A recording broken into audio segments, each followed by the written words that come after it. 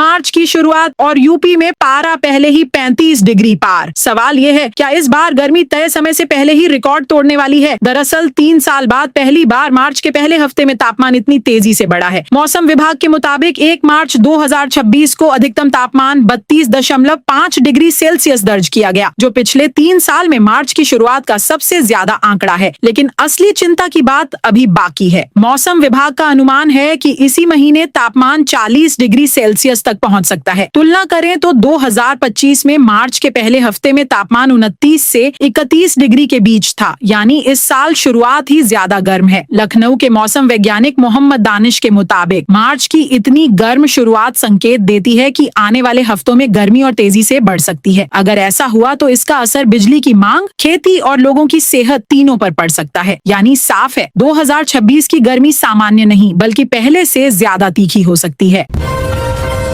कानपुर में चौंकाने वाला खुलासा, जिन पर ड्रग्स रोकने की जिम्मेदारी थी, वही पुलिसकर्मी तस्करों को माल हटाने के टिप्स दे रहे थे। मामला तब सामने आया जब छापेमारी से पहले ही गांजा चरस बेचने वाले अड्डों से गायब होने लगे। शक होने पर पुलिस कमिश्नर ने कुछ पुलिसकर्मियों की कॉल डिटेल रिकॉर्ड यानी CDR की जांच कराई, और जब मोबाइल रिकॉर्ड खंगाले गए तो जो सामने आया उसने पूरी जांच का रुख बदल दिया। जांच में एक दरोगा और 3 हेड कांस्टेबल के नंबर तस्करों से लगातार संपर्क में पाए गए। इतना ही नहीं, कुछ ऑडियो क्लिप में पुलिसकर्मी खुद तस्करों को गांजा चरस का माल छापेमारी से पहले हटाने की सलाह देते सुनाई दिए। हेड कांस्टेबल जितेंद्र प्रताप सिंह की संपत्ति ने सबको चौंका दिया। रिपोर्ट के मुताबिक उसके पास करीब 100 करोड़ रुपए की प्रॉपर्टी मिली। अब सवाल साफ है, अगर कानून के रखवाले ही तस्करों के साथ हों तो शहर में नशे का कारोबार कैसे रुकेगा?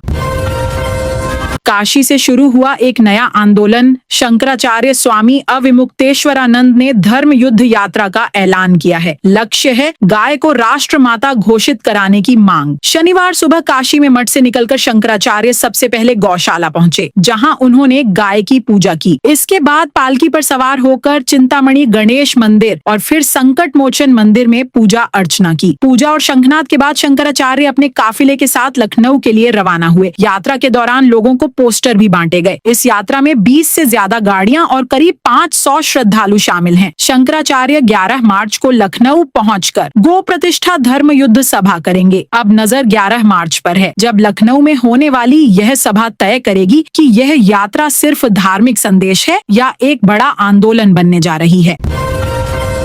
इजराइल ईरान तनाव के बीच बड़ी राहत की खबर। 6 दिन बाद लखनऊ से अंतर्राष्ट्रीय फ्लाइट्स फिर शुरू हो गई हैं। मिडिल ईस्ट में बढ़ते तनाव के कारण पिछले कुछ दिनों से कई उड़ानें प्रभावित थीं। इसका असर लखनऊ एयरपोर्ट पर भी दिखा और यात्रियों को इंतजार करना पड़ा। लखनऊ एयरपोर्ट से एक दिन में कुल 9 अंतर्राष्ट्रीय उड़ानें संचालित हुई। इनमें खाड़ी देशों से आने वाली और वहां जाने वाली दोनों तरह की फ्लाइट्स शामिल रहीं। शुक्रवार को कुल 1303 यात्रियों ने यात्रा की। इनमें से 838 यात्री खाड़ी देशों से लखनऊ पहुंचे, जबकि 465 लोग लखनऊ से उन देशों के लिए रवाना हुए। यानी फिलहाल यात्रियों के लिए राहत है, लेकिन मिडिल ईस्ट के हालात पर नजर बनी हुई है, क्योंकि तनाव बढ़ा तो उड़ानों पर असर फिर पड़ सकता है।